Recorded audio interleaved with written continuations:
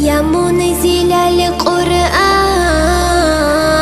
يا خالق الإنسان، يا ربي يا رحمن.